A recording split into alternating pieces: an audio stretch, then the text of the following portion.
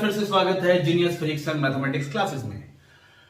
जैसा कि हम क्लास 11 का Newton's laws of motion chapter number 5 पढ़ रहे थे और उसमें कुछ टॉपिक्स हमारा बाकी रह गया था।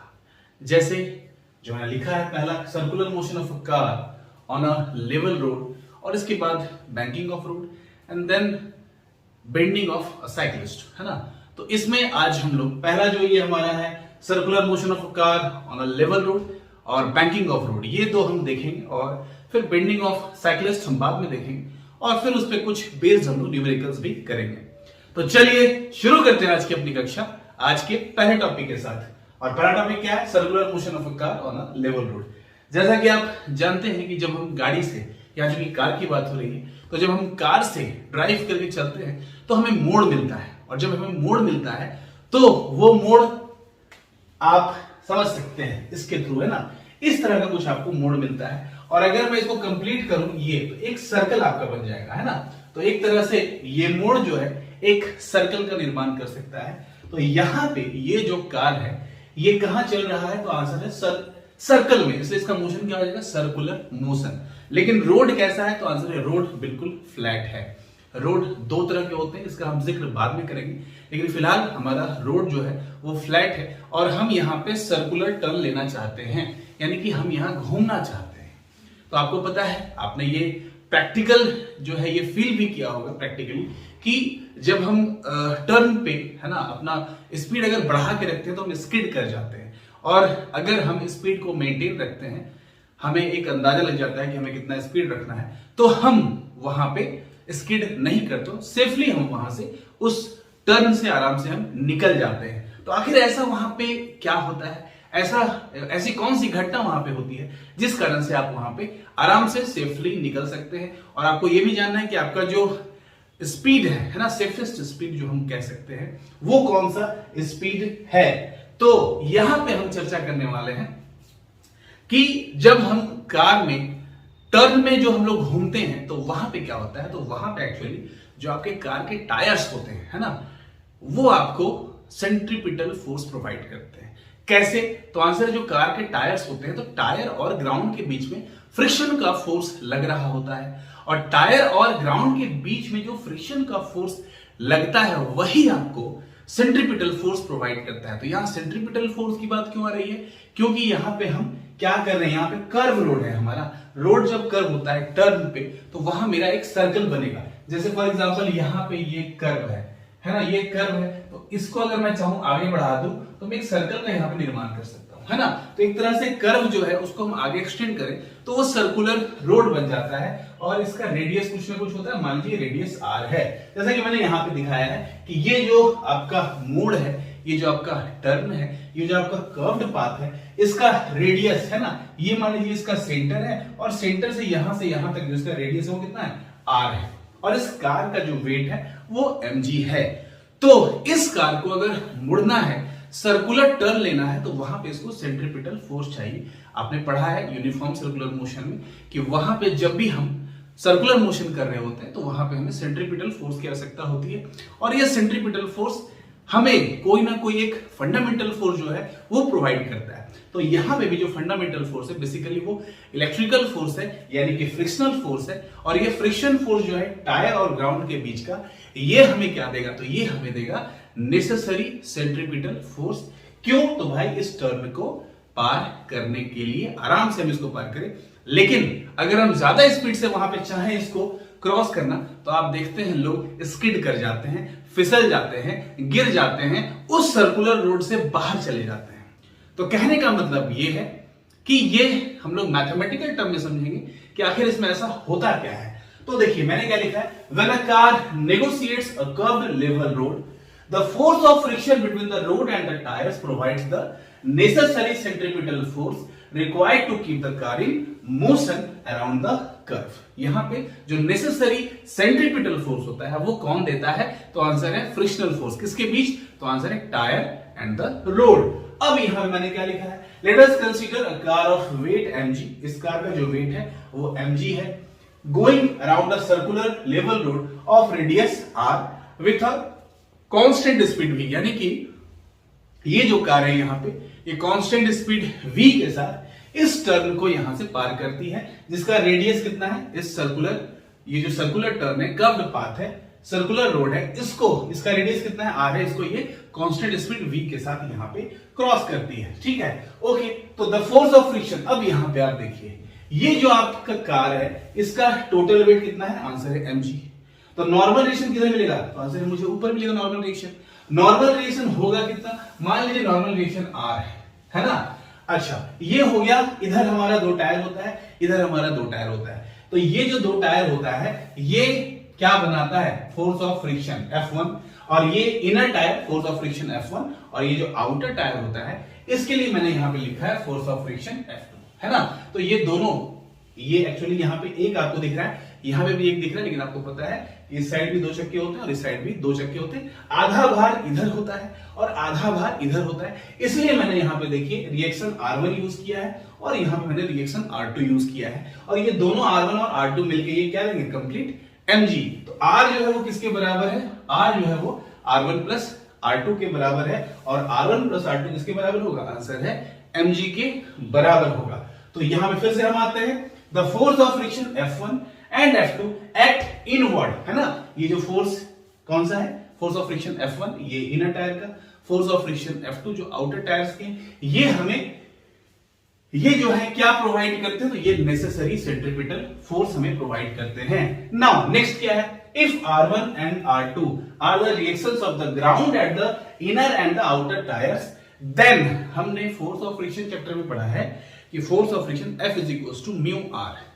कहां पढ़ा है हमने, तो ये पढ़ा है कि लॉज ऑफ लिमिटिंग फ्रिक्शन में या लॉज ऑफ काइनेटिक फ्रिक्शन में, कहीं भी आप देखिएगा तो वहां पे आपको मिलता है जो फोर्स ऑफ फ्रिक्शन होता है वो डायरेक्टली प्रोपोर्शनल होता है नॉर्मल रिएक्शन के, और जब हम वहां पे प्रोपोर्शनल का साइन हटाते हैं तो वहां पे कांस्टेंट आता है। कौन सा कांस्टेंट, तो आंसर है कोएफिशिएंट ऑफ फ्रिक्शन म्यू।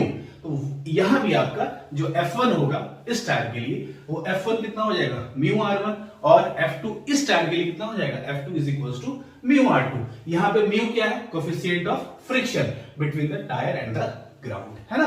और पहले जैसा कि मैंने आपको बताया कि ये R1 हाफ वेट, आपको यहाँ पे आधा भार R1 के लिए है, आधा भार के लिए यहाँ पे R2 है, तो टोटल कितना हो जाएगा, R1 प्लस R2। तो यहाँ पे R1 प्लस R2 बराबर क्या हो जाएगा, mg।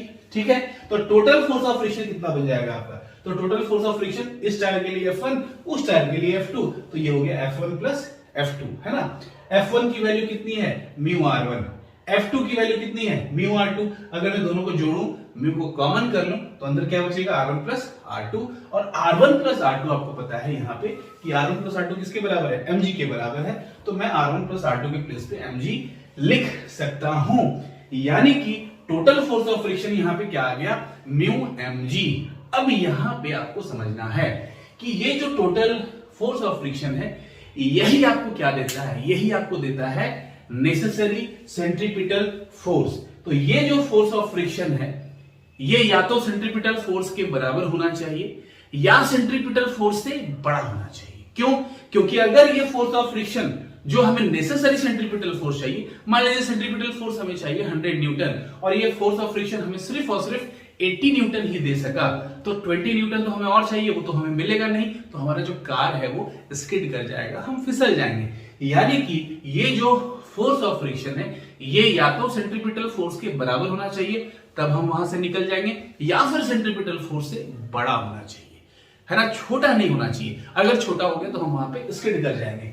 तो for the car to stay on the road, the maximum force of friction must be equal और ग्रेटर देन सेंट्रीपिटल फोर्स, यानी कि ये जो फोर्स ऑफ फ्रिक्शन है म्यू mg, ये बड़ा या बराबर होना चाहिए किसके, सेंट्रीपिटल फोर्स के, क्योंकि हमें घूमने के लिए सेंट्रीपिटल फोर्स चाहिए, और सेंट्रीपिटल फोर्स यहाँ पे फोर्स ऑफ फ्रिक्शन दे रहा है। तो फोर्स ऑफ फ्रिक्शन को या तो इस सेंट्रीपिटल फोर्स के बराबर होना चाहिए या इससे बड़ा होना चाहिए, तभी हम आराम से वहां पे निकल जाएंगे।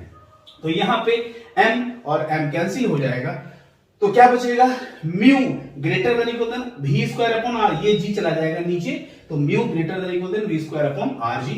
और अगर मैं इसको उलट दूं तो ये क्या हो जाएगा, v square upon rg less than equal than mu, और अगर मैं यहां पे क्रॉस मल्टीप्लाई कर दूं तो v square less than equal than mu rg, है ना। तो v square less than equal than mu R G आ गया यहाँ आपका, यानी कि v less than equal than क्या हो जाएगा, root under mu R G. और आपको पता है कि लेस देन इक्वल देन का मतलब क्या है कि v एक तो हमारा इक्वल है, तो सेफेस्ट जो आपका जो सेफेस्ट स्पीड है जिससे आप आराम से उसको क्रॉस करके निकल जाएंगे, वो कितना हो रहा है, root under mu R G, है ना। इससे छोटा भी है और बराबर भी है। छोटा का मतलब v जो है less than root under mu R G भी हो सकता है, और v equals to mu R G भी हो सकता है, root under mu R G. लेकिन इक्वल जो होगा वो आपका क्या होगा, maximum, the maximum speed with which the car can turn safely, ये मैक्सिमम होगा, इससे अधिक नहीं करना है। हाँ, ये r पे डिपेंड करता है, ये जो आपका स्पीड है v, ये किस पर डिपेंड करता है, r पे, और किस पर डिपेंड करता है, म्यू पे। g तो हमारा जनरली 9.8 ही हमको लेना है, तो यहां पे ये डिपेंड करता है म्यू पे और डिपेंड करता है किस पे, r पे, है ना। ये बड़ा इंपॉर्टेंट है।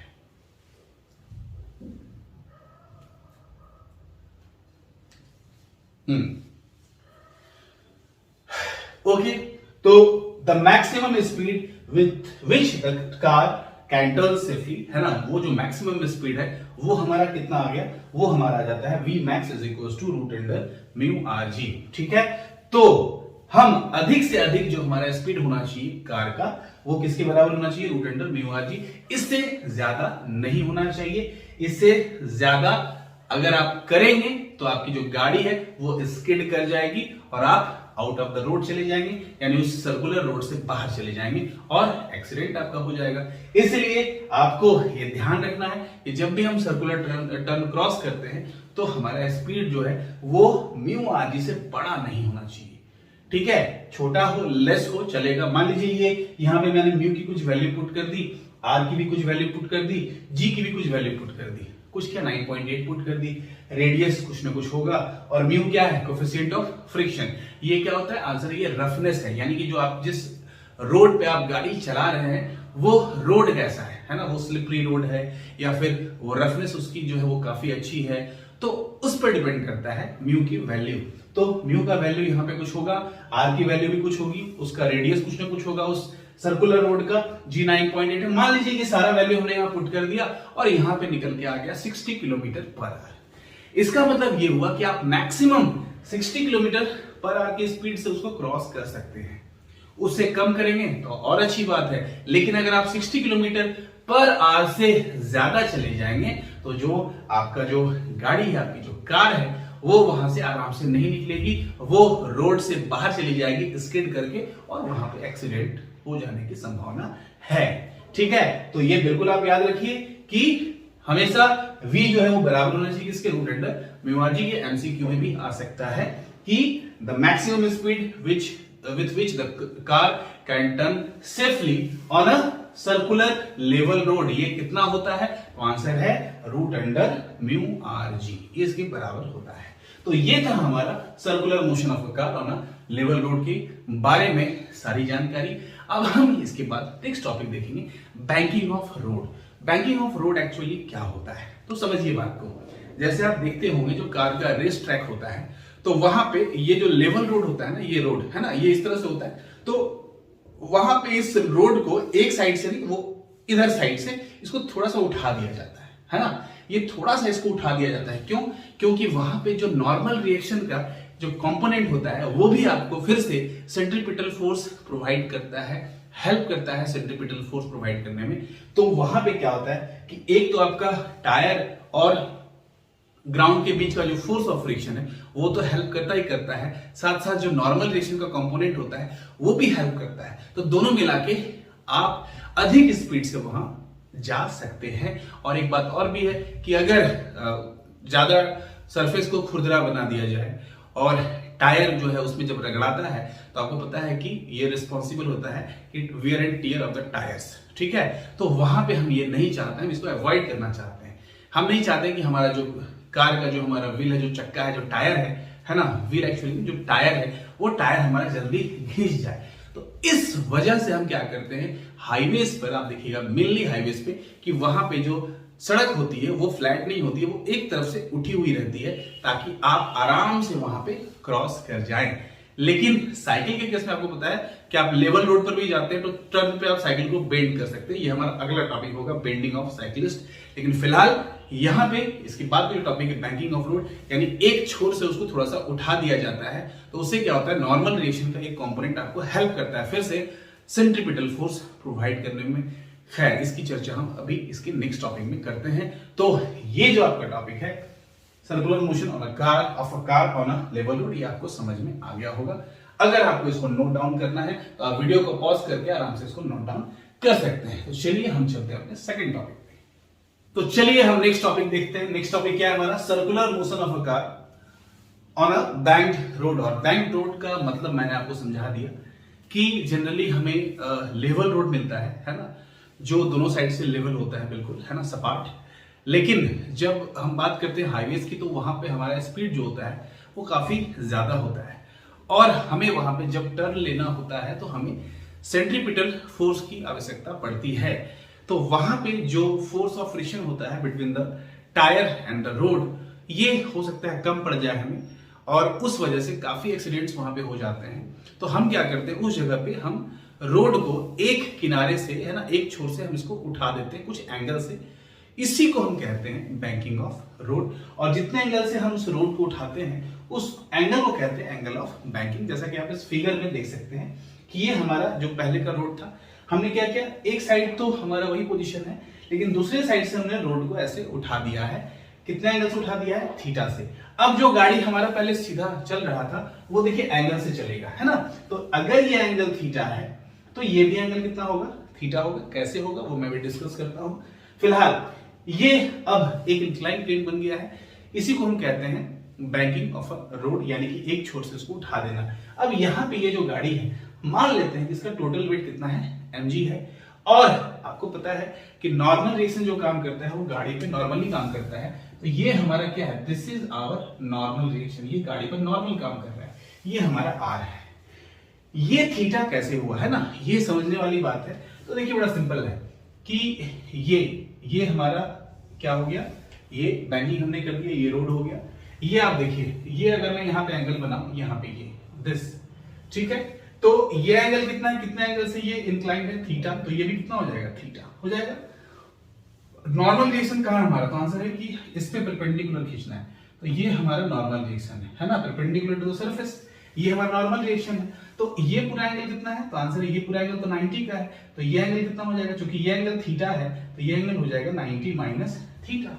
और फिर हम इसकी बात कर रहे थे ये, तो ये एंगल कितना हो जाएगा, तो फिर से ये पूरा एंगल 90 है और ये 90 माइनस थीटा है तो ये फिर से कितना हो जाएगा, थीटा। तो आर के साथ, आर जो है वो वर्टिकल के साथ कितना एंगल बना रहा है, थीटा। फिर से इसको समझिए आप, ये हो गया हमारा लेवल रोड, ये हॉरिजॉन्टल हो गया। ये हमने रोड को क्या किया, बैंड कर दिया, ये उठा दिया हमने कितना एंगल से, थीटा एंगल से, एक छोर से। तो यहाँ पे नॉर्मल रिएक्शन जो होता है वो हमेशा परपेंडिकुलर काम करता है। तो ये हमारा हो गया नॉर्मल रिएक्शन।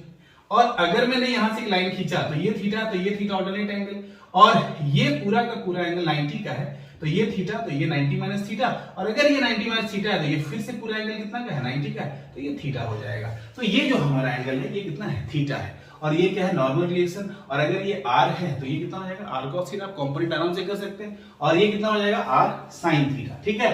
तो ऊपर आर कॉस थीटा और इधर क्या हो गया, आर साइन थीटा। एक तो ये हो गया। दूसरा, ये जो हमारा फोर्स ऑफ फ्रिक्शन है ये टायर और ग्राउंड के बीच किधर लगता है, इधर अंदर की तरफ, है ना। अंदर की तरफ क्यों, क्योंकि ये हमें सेंट्रीपिटल फोर्स प्रोवाइड करता है। तो फिर से आप देखिए, ये हमारा फोर्स ऑफ फ्रिक्शन, इसका मैंने अलग से डायग्राम बनाया है। ये मेरा फोर्स ऑफ फ्रिक्शन है, ठीक है। ये है ना, ये कितना एंगल था, थीटा। तो ये भी कितना एंगल हो जाएगा, थीटा। और अगर ये थीटा हो गया तो ये एफ कॉस थीटा और ये कितना हो जाएगा, एफ साइन थीटा। यानी एफ साइन थीटा कहां काम कर रहा है, डाउनवर्ड, है ना। और यहाँ पे जो ये जो आर कॉस थीटा ये किधर है, अपवर्ड, ठीक है। तो सबसे पहले मैंने लिखा क्या, इसको आप गौर से देख लीजिए। The system of raising the outer edge of a curved road above it's inner as is called banking of the curved road. Curve जहां पे हमें रोड मिलता है, सर्कुलर टर्न जहां पे हमें मिलती है, वहां पे हम एक छोर से क्या करते हैं, रोड को ये लेवल में रख के एक छोर से इसको ऐसे उठा देते हैं। इसी को हम क्या कहते हैं, banking of the road. The angle through which, और जिस एंगल से हम आउटर एज को क्या करते हैं, उठाते हैं, उस एंगल को कहते हैं एंगल ऑफ बैंकिंग, यानी the angle through which the outer edge of the curved road is raised above the inner as is called angle of banking. ठीक है, ओके। अब यहाँ पे जो हमारा हमने लिया है उसको हमने लिख लिया। क्या लिख लिया? Let us consider a car of weight mg going along a curved path of radius r with a speed v on a road banked at an angle theta। Theta से यहाँ पे ये हमारा बैंक्ड है, ओके। यहाँ पे कितने सारे फोर्सेस काम कर रहे हैं? Number 1 weight mg acting vertically downwards, दूसरा normal reaction r of the road acting at an angle theta with the vertical. ये जो नॉर्मल रिएक्शन है हमारा, ये वर्टिकल से कितना एंगल बना रहा है? थीटा। तो नॉर्मल रिएक्शन r एक्ट तो कर रहा है लेकिन वर्टिकल से थीटा एंगल पे। और तीसरा हमारा ये जो फोर्स ऑफ फ्रिक्शन है ये किधर काम कर रहा है? आंसर है ये हमारा काम कर रहा है downwards along the inclined plane. ये इंक्लाइंड प्लेन पे ये किधर काम कर रहा है? डाउनवर्ड। इसका हमने इधर एक अलग से कंपोनेंट कर लिया है। अब हम यहाँ पे जो हमारा स्पीड होगा, maximum speed for the safe limit, हम यहाँ पे उसको फाइंड आउट करेंगे। कैसे ये करेंगे तो यहाँ आपको समझना पड़ेगा। आप देखिए ये f sin थीटा कहां काम कर रहा है? नीचे, है ना। ये mg भी कहां काम कर रहा है? नीचे, ठीक है। ऊपर हम देखें वर्टिकली डाउनवर्ड, ये मुझे दो दिखा, एक f sin थीटा और एक हमारे पास है mg, ठीक है, ओके। ऊपर कौन काम कर रहा है? तो ऊपर काम कर रहा है r cos थीटा, और तो कोई यहाँ पे है नहीं। तो हम यहाँ पे लिख सकते हैं कि हेयर, देखिए फिर से r cos थीटा किसके बराबर हो जाएगा? r cos थीटा, है ना, बराबर f sin theta plus mg, f sin theta plus mg। इसको मैं अगर इधर ले आऊं तो r cos theta minus f sin theta बराबर mg, है ना। इसको मैं इक्वेशन 1 मान लेता हूं, ठीक है, ओके। अब हम यहां पे देखते हैं, इस तरफ ये f cos थीटा काम कर रहा है और इस तरफ ये r sin थीटा काम कर रहा है। तो ये फ्रिक्शन क्या देता है? Necessary centripetal force. और ये r sin थीटा जो है नॉर्मल रिएक्शन का ये जो हॉरिजॉन्टल कंपोनेंट है, ये भी हमें क्या देगा? Necessary centripetal force. यही हमें फायदा है रोड को बैंकिंग करने का, कि हमें फ्रिक्शन के अलावा हमें एक नॉर्मल रिएक्शन एक कंपोनेंट मिल जाता है जो हमें नेसेसरी सेंट्रीपिटल फोर्स प्रोवाइड करता है। यानी पहले वहां पे क्या हो रहा था, जब हमने पढ़ा था लेवल रोड पे, तो वहां पे सिर्फ और सिर्फ फोर्स ऑफ फ्रिक्शन ही आपको प्रोवाइड कर रहा था, नेसेसरी सेंट्रीपिटल फोर्स। लेकिन यहाँ पे फोर्स ऑफ फ्रिक्शन के साथ साथ यहाँ आपको नॉर्मल रिएक्शन का जो कंपोनेंट है वो भी आपको हेल्प करता है to provide necessary centripetal force. ऐसा हम लोग करते क्यों हैं? ऐसा हम इसलिए करते हैं क्योंकि हम नहीं चाहते हैं कि हम सरफेस को ज्यादा खुरदरा बनाएं, है ना। फ्रिक्शन को अगर बढ़ा देंगे तो हमारे जो गाड़ी के टायर्स हैं वो जल्दी खराब हो जाएंगे। तो उसको अवॉइड करने के लिए हम यहाँ पे ये बैंकिंग का काम करते हैं। तो यहाँ पे f cos थीटा और ये r sin थीटा दोनों मिलकर क्या देगा? Necessary centripetal force. तो हम यहां पे कह सकते हैं एंड r sin थीटा, है ना, r sin theta plus f cos theta, है ना, f cos थीटा, ये हो जाएगा mv square upon r, necessary centripetal force. ये हो गया इक्वेशन 2। अब हम डिवाइड कर देते हैं 2 को 1 से, तो हमें क्या मिल जाएगा? डिवाइडिंग 2 बाई 1, है ना। अगर मैं इसको डिवाइड करूं तो मुझे क्या मिलेगा? r sin theta plus f cos theta, है ना, अपॉन ये कितना है? r cos theta minus f sin theta is equal to, इसमें क्या है? mv स्क्वायर बाई r, और यहाँ क्या है? mg, तो mg को मैं नीचे लिख देता हूं। ये m कैंसिल हो गया, क्या बच गया? v स्क्वायर अपॉन rg, है ना। ये हमें यहाँ पे मिल रहा है, ओके। अब यहाँ पे मैं क्या करूंगा? न्यूमरेटर और डिनोमिनेटर में मैं r cos थीटा से डिवाइड कर दूंगा। r cos से डिवाइड क्यों करूंगा वो अभी आपको आगे दिख जाएगा। तो dividing numerator and denominator, dividing numerator and denominator by इससे r cos थीटा। अगर मैं न्यूमरेटर और डिनोमिनेटर में r cos से डिवाइड लगा दूं तो हमें क्या मिलेगा? आप देख सकते हैं, r cos से डिवाइड करूंगा इसको तो r कैंसिल हो जाएगा और sin बाई cos क्या बन जाएगा? tan थीटा, है ना। और r cos से करूंगा तो cos कट के यहाँ पे क्या बचेगा? f अपॉन r, है कि नहीं। और नीचे क्या बचेगा?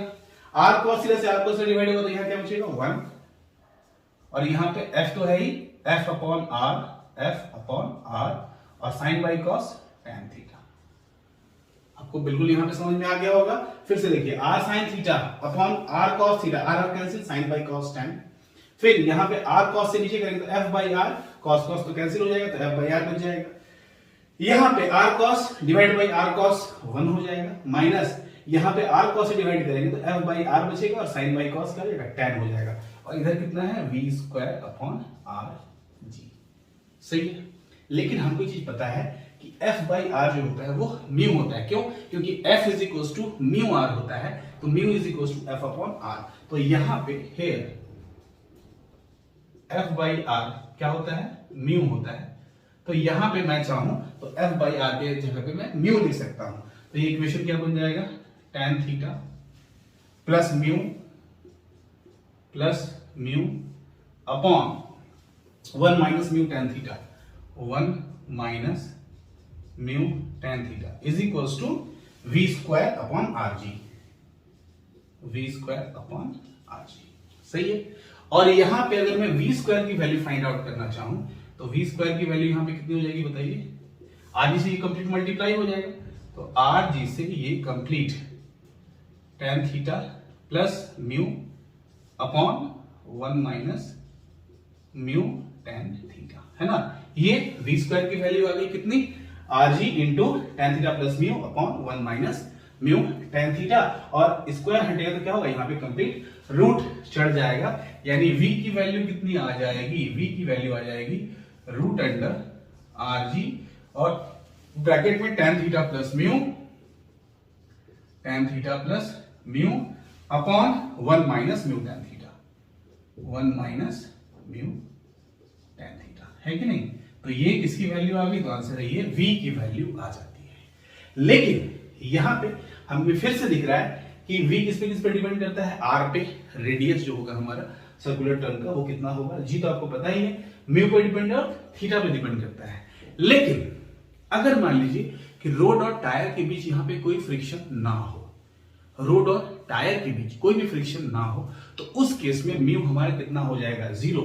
तो यहां पे मैं लिख देता हूं कि if mu is equals to 0, mu is equals to 0 का मतलब ये हो गया कि वहां पे रोड और टायर के बीच कोई फ्रिक्शन नहीं है।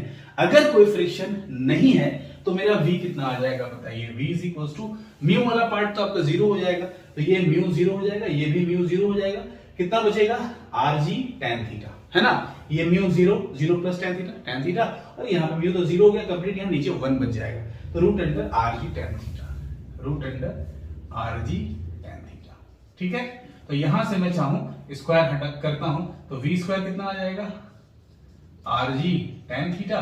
तो tan थीटा कितना आ जाएगा, tan थीटा आ जाएगा v square upon R G. tan theta is equals to v square upon are G, या theta is equals to tan inverse v square upon are G, है ना। ये थीटा क्या है, तो आंसर है ये थीटा है angle of banking for minimum wear and tear of the tyres, ठीक है। और ये जो मेरा v आया है ये क्या आया है, मैक्सिमम स्पीड सेफ लिमिट के लिए। तो ये जो v है ये सेफ लिमिट के लिए हमारा मैक्सिमम स्पीड है, और ये थीटा यहाँ पे क्या है, एंगल ऑफ बैंकिंग, ठीक है। तो यहाँ पे अगर हम नहीं चाहते हैं कि हमारा टायर जो है वो जल्दी खराब हो जाए, तो हमें क्या करना पड़ेगा, हमें रोड को बैंक करना पड़ेगा, यानी एक छोर से हमें उसे उठाना पड़ेगा। और अगर हम एक छोर से उसको उठा देते हैं तो हमें फ्रिक्शन के अलावा नॉर्मल रिएक्शन का भी कंपोनेंट मिल जाएगा जो हमें नेसेसरी सेंट्रीपिटल फोर्स प्रोवाइड करेगा, है ना। तो पहले वाला जो आपका टॉपिक था उसमें हमारा रोड क्या था, लेवल में था, यानी बैंक नहीं था, तो वहां पे सिर्फ फोर्स ऑफ फ्रिक्शन काम कर रहा था फॉर नेसेसरी सेंट्रीपिटल फोर्स। लेकिन जब रोड को हम बैंक करते हैं तो force of friction as well as the component of normal reaction both provide centripetal force, ठीक है। तो यहां पे अगर मैंने कहा कि यहां पे फ्रिक्शन नहीं भी है, वहां पे फ्रिक्शन नहीं होगा तो स्किड कर जाइएगा, लेकिन यहां फ्रिक्शन नहीं है तो ये जो रोड बैंड है, ये बैंड के कारण भी आप जो है आराम से वहां पे क्रॉस कर सकते हैं। कितने स्पीड से, किस मैक्सिमम स्पीड से, तो सेफ लिमिट कितना है मैक्सिमम स्पीड का, v is equal to root under r ji tan theta. ये आप नोट कर लीजिएगा कि safe limit for maximum speed v is equal to root under r ji tan theta, and the angle of banking, है ना, through which the outer edge of the road है ना must be raised, वो कितना है, theta is equal to tan inverse v square upon rg। और यही वाला एक्सप्रेशन आपको बेंडिंग ऑफ साइक्लिस्ट में भी मिलेगा। क्यों? क्योंकि साइकिल को तो आप बेंड कर सकते हैं, लेकिन हम कार को यहाँ पे बेंड नहीं कर सकते, इसलिए रोड को ही हम क्या कर देते हैं, एक तरफ से उठा देते हैं। तो ये जब हम आगे पढ़ेंगे बेंडिंग ऑफ साइकिल्स तो वहां भी यही एक्सप्रेशन आने वाला है। तो फिलहाल हमने ये दो टॉपिक पढ़ लिया। पहला जो था आपका लेवल रोड के लिए था, और ये जो दूसरा आपका है ये जब हमने रोड को बैंक कर दिया, एक छोर से उसको मैंने उठा दिया था। ठीक है, तो आपको अच्छे से समझ में आ गया होगा, और अगर वीडियो अच्छा लगा हो तो लाइक करें और चैनल को सब्सक्राइब करें। तब तक के लिए जय हिंद, जय भारत।